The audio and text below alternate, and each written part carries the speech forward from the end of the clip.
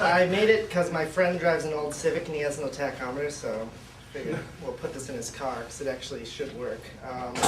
It uses a Hall effect crank position sensor, or that type of crank position sensor, to detect rotations of the crank.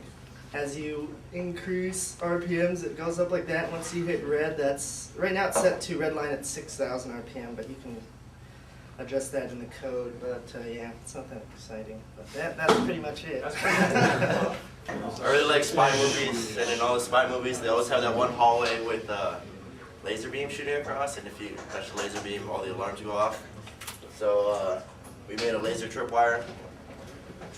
We have a laser beam, photoresistor, and a speaker, well, it's a buzzer. So if you break the beam, I think everybody's heard it already, but it plays a Harry Potter tone. Now, if I have less light, it will turn up, and if I have more light, it will turn off. Actually, we don't have a sunny day, so I have to do this. So we have more light, is turning off the blind, so you have less light comes in, it will keep the light intensity the same. But if you have less light, it will open up. And you can adjust the light intensity here. For example, now if I want more light, less light, actually this direction less light, you turn this direction, it will close it off. We have a point here. And for temperature side, we have this fan here, and I'm gonna, if the temperature is too high, it will kick it on. Let's say, I'm gonna turn it off now. It was, you could mount this, cut a hole out of your safe door or something, and mount it in the safe to have a keypad lock. Obviously this won't keep intruders out that much, but this is just for more of a demo. So you just type in the right code, it unlocks, and you can open the door, get your stuff out, and then lock it back up whenever you want to.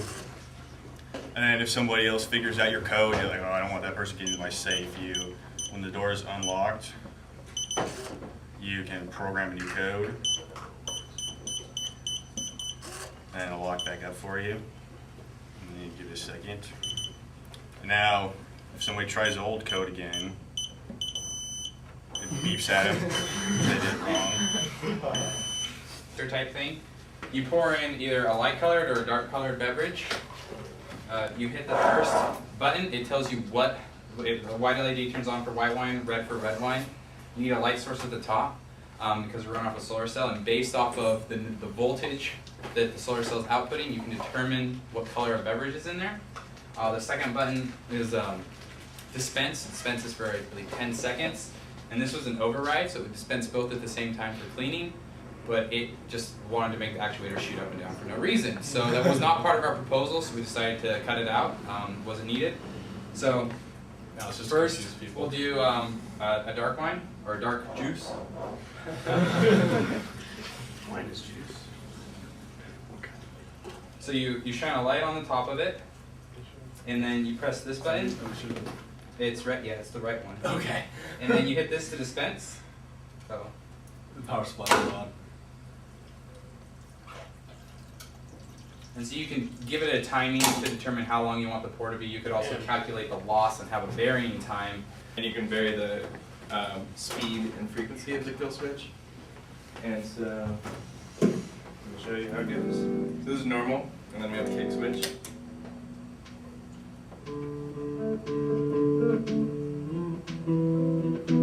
So this is pretty slow.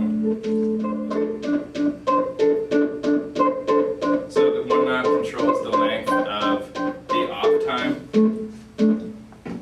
like that one right there. And then the other one controls the on time.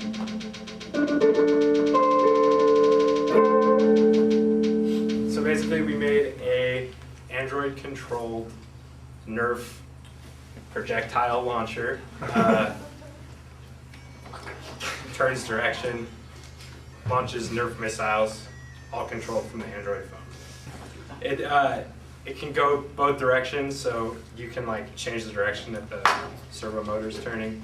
You can change the speed, so you can go slow or fast. And then you can fire it